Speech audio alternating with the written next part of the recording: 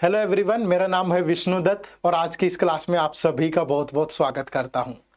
अगर कोई आपको कहे कि यूपीएससी सीसेट का पेपर बहुत इजी होता है, कोई अगर आपको कहे कि उस पेपर के अंदर 1/3 क्वेश्चन तो बहुत आसान होते हैं, तो कट ऑफ क्लियर करना तो ज़्यादा मुश्किल नहीं है, 70 नंबर लेके आना ज़्यादा मुश्किल नहीं है, तो शायद आपके मन में बहुत सारी गालियां आ रही होंगी या आपके हाथ में जो भी चीज़ है उसे आप एक प्रैक्टिकल हथियार के रूप में अपनी स्क्रीन पे मत मारिएगा, मुझ पे गुस्सा मत करिएगा, बट आपके मन में जरूर चल रहा होगा कि क्या बकवास बात कर रहा है यार।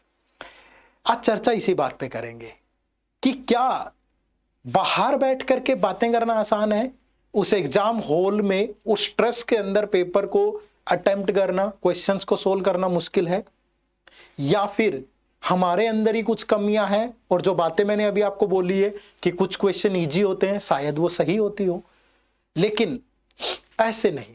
पूरे की पूरी एक प्रैक्टिकल चर्चा करेंगे। अगर इस बात में सच्चाई है तो किन लोगों के लिए है, कैसे है और कैसे उन क्वेश्चंस को हम पहचान सकते हैं जो क्वेश्चन आसान होते हैं। पूरी वीडियो के एंड तक देखिएगा, यकीन मानिए आज आपका सीसेट के पेपर के प्रति नजरिया जरूर बदलेगा। शुरू करते हैं। शुरुआत एक बुक के साथ होगी और ये वो बुक है जो आपकी सीसेट की जर्नी को बहुत आसान बनाएगी। इसमें आपका सीसेट का complete syllabus, decoded syllabus, notification वाला नहीं, important topic, least important topic, क्या स्ट्रेटेजी होनी चाहिए, कौन से सोर्सेज पढ़ने चाहिए, सब कुछ डिटेल में गिवन है और एक डाटा के बेस पे है। हम हवा में बात नहीं करते कुछ भी, एक कंप्लीट डाटा के एनालिसिस के बेस पे चीजें दी गई है। इस गाइड बुक को जरूर डाउनलोड करिए, इसमें आपको सब कुछ मिलेगा, एब्सोल्युटली फ्री है, इसी वीडियो के डिस्क्रिप्शन में जाना है। अब आते हैं आज के मुद्दे पे। क्या इस बात में बहुत सच्चाई है कि 1/3 क्वेश्चन इजी होते हैं, 1/3 मॉडरेट होते हैं और 1/3 डिफिकल्ट होते हैं? आपने बहुत बार ये स्ट्रेटेजी सुनी होगी, लेकिन आपको गुस्सा इस बात पे आता होगा कि सर मैंने पेपर दिया है यार, 2023 का पेपर तो कैट के लेवल का था, 2022 भी दिया था मैंने, बहुत मुश्किल था। और आप ना ये बातें कहना बंद करो, ठीक है। शुरू करते हैं एक सिंपल से क्वेश्चन के साथ, ठीक है, एक छोटी सी कहानी के साथ शुरू करते हैं। कहानी क्या है कि पेपर में क्वेश्चन पूछा गया, who is Ram, who is Ram in the following options. यहां पे 4 कैरेक्टर बना के दिए हुए थे, 4 चित्र बना के दिए हुए हैं। ये पहला ऑप्शन है, ये दूसरा ऑप्शन है, ये थर्ड ऑप्शन है और ये फोर्थ ऑप्शन है, और आपको बताना था हु इज राम, ठीक है। अब आपकी कहानी क्या कहेगी? क्या आप बता सकते हैं इनमें से राम कौन है? शायद ही कोई ये बता पाए कि इनमें से राम कौन है, ठीक है। लेकिन आपने कहीं पढ़ा है, आपको किसी ने बताया, ये यूनिवर्सल ट्रूथ है, ये संविधान में लिखा है कि भैया इस संसार में जिसकी हाइट सबसे लंबी होगी, जहां भी आपको पर्सन्स को आइडेंटिफाई करना हो, लेकिन जिसकी हाइट सबसे ज्यादा है, ठीक है, सबसे लेंदी, वो पर्सन राम होता है। तो आप 1 सेकंड भी नहीं लगाएंगे ये आंसर करने में कि yes he is the Ram. कुछ रिलेट कर पा रहे हैं? मेरे साथ भी ऐसा ही हुआ। मेरे साथ ऐसा कैसे हुआ कि मुझे किसी पर्सन ने पूछा कि सर ये बताना कि ये किसका फॉर्मूला है। मैंने कहा आप झूठ बोल रहे हैं यार, आप मेरे साथ मजाक कर रहे हैं, ये तो गलत फॉर्मूला लिखा, फॉर्मूला तो ऐसे होता है, क्योंकि मैथ के अंदर स्क्वायर ऐसे लिखा जाता है। आपने नीचे लिख दिया। तो उसने कहा कि सर आप ना पागल हो। मैंने कहा क्यों? ये तो वोटर का फॉर्मूला है। मैंने कहा यार वोटर का फॉर्मूला है। फिर मैंने कुछ किताबें खोली केमिस्ट्री की और पढ़ा, तो पता चला कि हाँ ये वोटर का ही फॉर्मूला है। लेकिन उससे पहले की मेरी मानसिक दशा क्या कहती थी कि ये फॉर्मूला गलत है, क्योंकि मैंने वो चीज कभी पढ़ी ही नहीं थी। यही चीजें आपके साथ भी होती है पेपर में। आप बिना प्रिपरेशन के, आप बिना उस चीज को जाने एग्जाम हॉल में जाते हैं और जैसे ही पेपर खोलते हैं तो आपको पता चलता है कि ये चीज तो आपने कभी देखी ही नहीं। जब आपको यही पता नहीं चलता इस पर्टिकुलर क्वेश्चन को सोल्व करते हुए कि ये किस टॉपिक का है, तो आपको ये कैसे पता चलेगा ये आसान है कि मुश्किल है यार। कहा जाता है कि पेपर के अंदर 1/3 क्वेश्चन इजी होते हैं, 1/3 मॉडरेट होते हैं और 1/3 डिफिकल्ट होते हैं, इसमें कोई दो राय नहीं है। लेकिन ये इस पर्सन के लिए नहीं है, ये इस पर्सन के लिए है, इस पर्सन के लिए, जिसको ये पता है कि जिसकी हाइट सबसे ज्यादा होती है वो राम होते हैं, जिसको ये पता है कि ये वोटर का फॉर्मूला है, तो ये उसके लिए होते हैं भाई, उसके लिए नहीं होते। जिसको ये भी नहीं पता कि ये नंबर सिस्टम का क्वेश्चन है कि प्रॉफिट लॉस का है कि ये किसका है, उसके लिए नहीं होते। तो चलिए मान लिया सर कि आप कह रहे हो कि उसके लिए नहीं होते और मुझे नहीं पता, तो फिर मुझे बताओ ना कि अगर मुझे ये पता करना है कि इसी की हाइट सबसे ज्यादा है तो उसके लिए मुझे किन चीजों पे काम करना पड़ेगा। तो आपको काम करना पड़ेगा अप्रोच पे। जब आप पढ़ रहे हो किसी भी टॉपिक को तो आपकी अप्रोच क्या होनी चाहिए, आपकी अप्रोच कंसेप्चुअल होनी चाहिए, आपकी अप्रोच प्रैक्टिकल होनी चाहिए। सर कोई एग्जांपल दोगे? एग्जांपल देता हूं। कंसेप्चुअल अप्रोच का मतलब है कि जब आप कोई टॉपिक पढ़ें, सबसे पहले तो आप प्रीवियस ईयर पेपर को जरूर देखें, ताकि आपको ये आइडिया तो आए कि जब आप पढ़ रहे हो, जो आप पढ़ रहे हो वो उस लेवल का है कि नहीं है। तो कंसेप्चुअल अप्रोच कैसे डेवलप होगी और प्रैक्टिकल अप्रोच कैसे डेवलप होगी? प्रैक्टिकल अप्रोच का मतलब है कि यूपीएससी लेवल के क्वेश्चन ही प्रैक्टिस करें, तभी आपकी अप्रोच डेवलप होगी। ठीक है, अननेसेसरी कुछ भी नहीं चलेगा। और कंसेप्चुअल का मतलब है कि पढ़ते हुए आप देखें कि किसी टॉपिक में क्या क्या अप्रोच यूज होती है, उनको कैसे पढ़ना है। एग्जाम्पल दो सर, ये लो। जैसे सबसे मुश्किल टॉपिक है नंबर सिस्टम, जहां से ज्यादा क्वेश्चन आते हैं। मुश्किल नहीं है, ज्यादा क्वेश्चन आते हैं सीसेट के पेपर में। जब आप इस टॉपिक को पढ़े तो इस टॉपिक को पढ़ते हुए आप इन चीजों का ध्यान रखें। जैसे क्लासिफिकेशन ऑफ नंबर, कि कोई भी नंबर के बारे में आपको बताओ, प्राइम नंबर क्या होता है, कंपोजिट नंबर क्या होता है, को प्राइम नंबर क्या होता है, इवन क्या होता है, ओड क्या होता है, नेचुरल क्या होता है। डिविजिबिलिटी रूल, कोई नंबर 3 से कब डिवाइड होगा, 5 से कब डिवाइड होगा, 7 से, 11 से, 13 से, सब आपको बताओ। रिमाइंडर्स, सिंप्लीफिकेशन रूल, बड़े बड़े नंबर्स को कैसे डिवाइड करना है, पावर वाले नंबर्स को कैसे डिवाइड करना है। यूनिट डिजिट और लास्ट 2 डिजिट निकालना आता हो। यूनिट डिजिट का मतलब होता है राइट से पहली डिजिट, राइट से पहली डिजिट। रिकरिंग डेसिमल आपको पता होना चाहिए। नंबर ऑफ जीरोज किसी के एंड में, कोई बड़े बड़े नंबर दे दिए या जैसे ऐसे लिख दिया कि 1 फैक्टोरियल, सॉरी 100 फैक्टोरियल है, इसके लास्ट में कितनी जीरो आएंगी अगर इसको सिंप्लीफाई करें। या लिख दिया कि 275 की पावर 379 है, कितनी जीरो जाएंगी? यहाँ तो आएंगी ही नहीं, क्योंकि 5 की कितनी बार मल्टीप्लाई कर लो 5 ही आएगा। पर आपको मालूम होना चाहिए, बहुत सारी ऐसे प्रोडक्ट दे देगा। Arithmetic progression, geometric progression, series बनती है, इसमें कॉमन डिफरेंस होता है, इसमें कॉमन रेशियो होता है। नंबर ऑफ फैक्टर निकालना आना चाहिए आपको, कोई भी नंबर किन्हीं नंबर से डिवाइड होता है। क्वेश्चन कैसा होगा कि एक नंबर दे दिया हमें 1186, उसने कहा कि ये नंबर ऐसे कितने नेचुरल नंबर्स हैं, अगर इस नंबर को नंबर से डिवाइड करूं तो रिमाइंडर 31 आए। अब इस क्वेश्चन के अंदर ये कंसेप्ट यूज होता है, नहीं होता तो हमारी प्लेलिस्ट है मैथ की, उसमें लेक्चर्स नंबर टॉपिक, मैंने नंबर सिस्टम टॉपिक कवर किया, वहां जाके देख लो, एग्जांपल दिया है। ठीक है, अब यहां तो कहीं लिखा नहीं कि नंबर ऑफ फैक्टर, लेकिन आपको पढ़ना पड़ेगा, उसके अंदर जो चल रहा है वो अगर आपने अच्छा पढ़ा होगा तो तभी आइडेंटिफाई कर पाओगे। सर्ड्स और इंडिसेस, इसका मतलब यही तो है ना कि आपको ये बताना है कि कितने नेचुरल नंबर है, अगर उनसे इसको डिवाइड करें रिमाइंडर 31 है, मतलब इसके फैक्टर ही तो बताने हैं आपको। लेकिन वो फैक्टर 31 से छोटे नहीं होने चाहिए, क्योंकि फिर रिमाइंडर 31 नहीं आएगा। तो टोटल फैक्टर निकाल के 31 से छोटे फैक्टर अलग कर दो। सर्ड्स और इंडिसेस के रूल पता हो, relation between number and their digit पता हो, मिसलेनियस प्रैक्टिकल बहुत सारी चीजें होती हैं, वो आपको आने चाहिए। ठीक है, आप यकीन मानो 2023 के पेपर में यहां से 2 क्वेश्चन, यहां से 2 क्वेश्चन, यहां से 3 क्वेश्चन, यहां से 1 क्वेश्चन, यहां से नहीं था, यहां से भी नहीं था, यहां से 2 क्वेश्चन, यहां से 3 क्वेश्चन, यहां से नहीं था, यहां से 5 क्वेश्चन, ऐसे पूछे गए हैं। लेकिन आपके लिए वो 0 है, क्योंकि आपको मालूम ही नहीं है वो अप्रोच। आपको अब भी यकीन नहीं हो रहा ना कि ये क्या है। मैं आपको एग्जाम्पल के साथ सोल्व करवाता हूं। ठीक है, अगर आपने ये पढ़ा होगा, अगर आपको ये पढ़ा है आपने, तो आपको ये क्वेश्चन आसान लगेंगे। कैसे लगेंगे देखो, जैसे पहला क्वेश्चन है, ये 2023 के पेपर के क्वेश्चन है, सेट ए है, याद रखिए ये 2023 सी सेट का पेपर है और सेट ए है। डाउनलोड करके ये क्वेश्चन देख लो, मैंने कोई फेक क्वेश्चन या प्रीवियस ईयर ज्यादा नहीं उठाए, 23 के ही उठाए हैं सारे के सारे, 2023 के।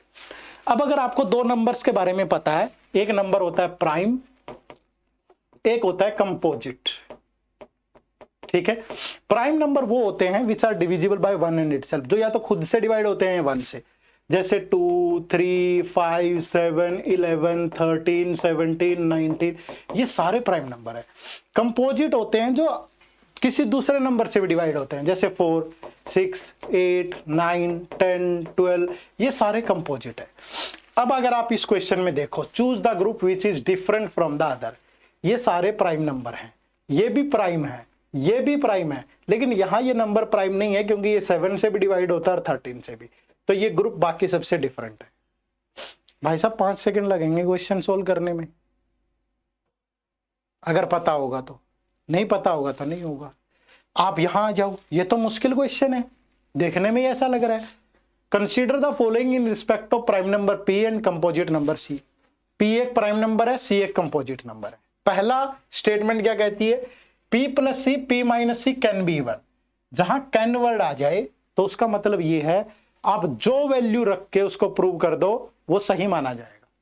ये प्राइम होते हैं, ये कंपोजिट। यहां मैंने P की वैल्यू रखी 2, C की वैल्यू रखी 6।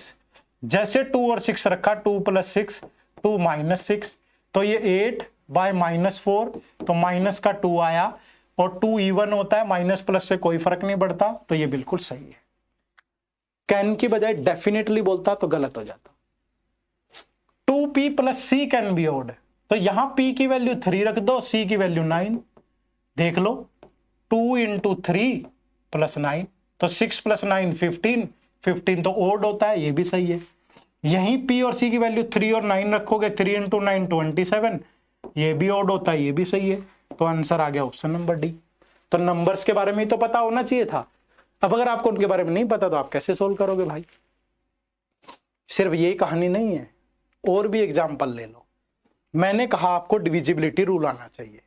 एक डिविजिबिलिटी रूल ये होता है कि अगर कोई 3 डिजिट का नंबर 2 टाइम रिपीट हो जाए तो वो हमेशा 7, 11, 13 और 1001 से डिवाइड होता है। यहां पे देखो, for any choices of value X Y and Z the 6 digit number of the form XYZ is divisible by. अब ये एक 3 डिजिट का नंबर XYZ, यही तो 2 टाइम रिपीट हो रहा है।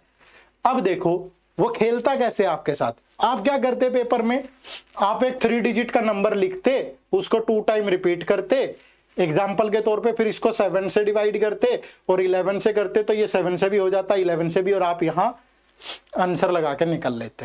होगी गलती, क्योंकि यहां ओनली लिखा है भाई, इसलिए ये गलत है। क्योंकि ये सिर्फ 7 और 11 से नहीं होता, ये 11 और 3 यहां भी ओनली लिखा है, 7 और 13 ओनली लिखा है, लेकिन यहां नहीं लिखा, तो ये आ गया आंसर। अभी इसी का मुश्किल वर्जन देख लो। A number n is formed by writing 9 for 99 times. n है, 9 को 99 टाइम्स लिखा गया है ऐसे करके, 96, 97, 98, 99। What is the remainder if n is divided by 13।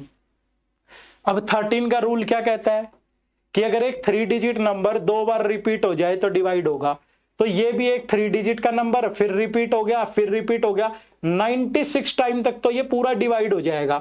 अब आपको सिर्फ इसको डिवाइड करना रहता है कि इसको डिवाइड कर लो 13 से, 13 7 जा 91, फिर बच गया 89, 13 6 जा 78, तो बच गया 11, और यही आपके क्वेश्चन का आंसर है। तो ये डिविजिबिलिटी रूल है। अगर आपको आते होते तो सवाल गलत ना करते। ये ले लो यूनिट डिजिट, जो जो भी लिखा था सबके एग्जाम्पल है। What is the unit digit in the expansion of this. Unit digit का मतलब होता है राइट से पहली डिजिट बतानी है। अब देखो एक रूल होता है, ये जो बेस है ये पावर है, ये बेस है, ये बेस का यूनिट डिजिट अगर 0 हो, 1 हो, 5 हो, 6 हो और ये पावर चाहे कुछ भी हो, आंसर हमेशा सेम होगा। लेकिन अगर इस यूनिट डिजिट में 2 आ जाए, 3 आ जाए, 4 आ जाए, 7 आ जाए, 8 आ जाए, 9 आ जाए, तो क्या करोगे?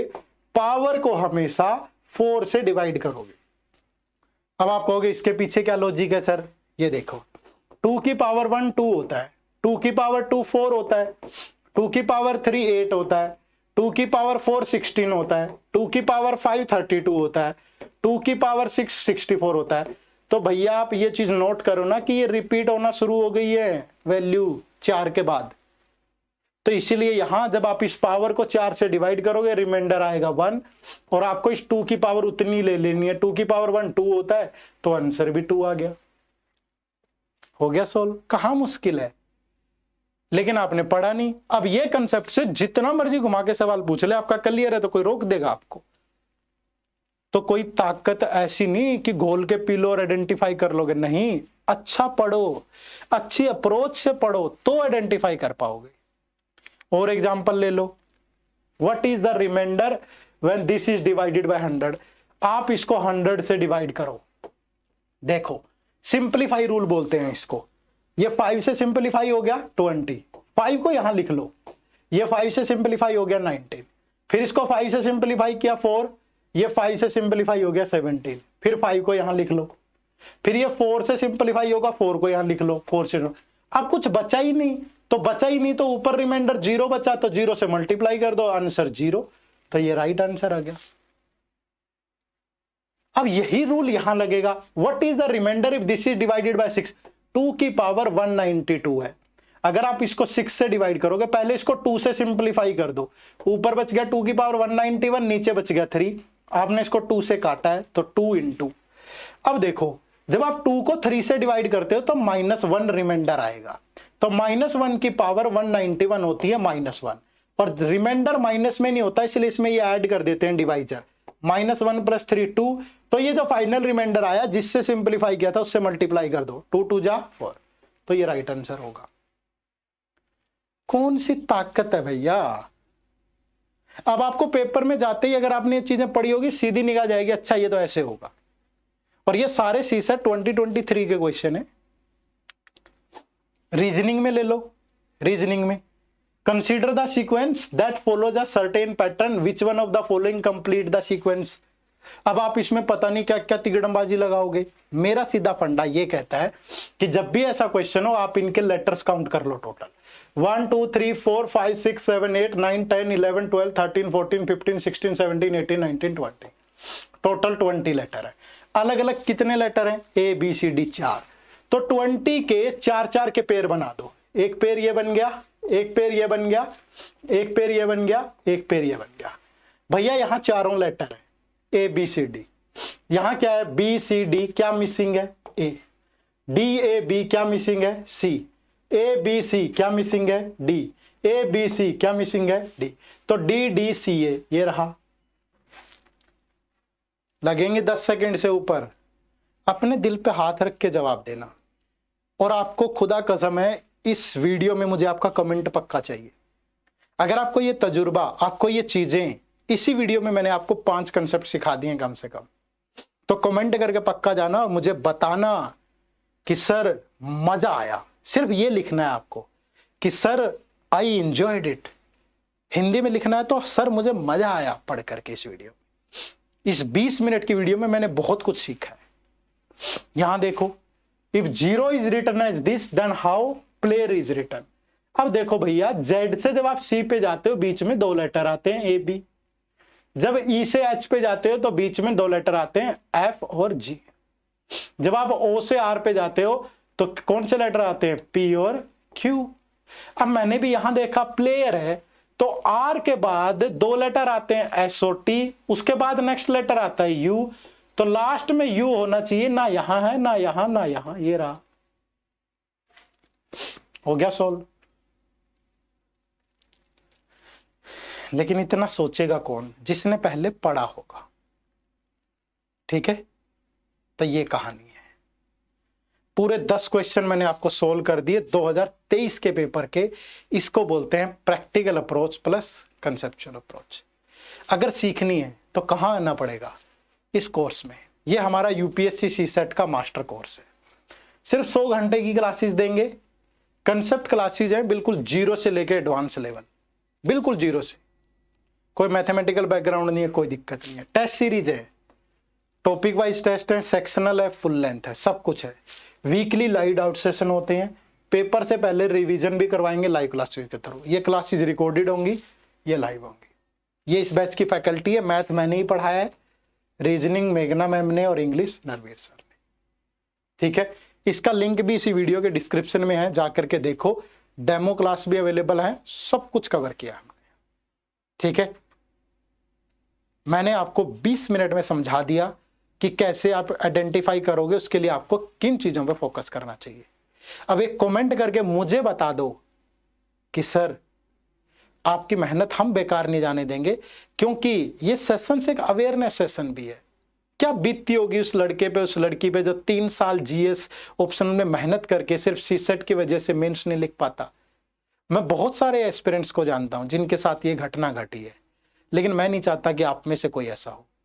मेरा कर्तव्य अवेयर करना है, चीजों को बताना है, उसका सॉल्यूशन देना है, बाकी आपके हाथ में है। लेकिन कमेंट करके जरूर बताना कि ये वीडियो आपको कैसी लगी। आपको लिखना है आई एंजॉयड इट या मुझे मजा आया सर। अगली मुलाकात अगली क्लास में। आप सबका बहुत बहुत शुक्रिया। Thank you very much. जय हिंद, जय भारत।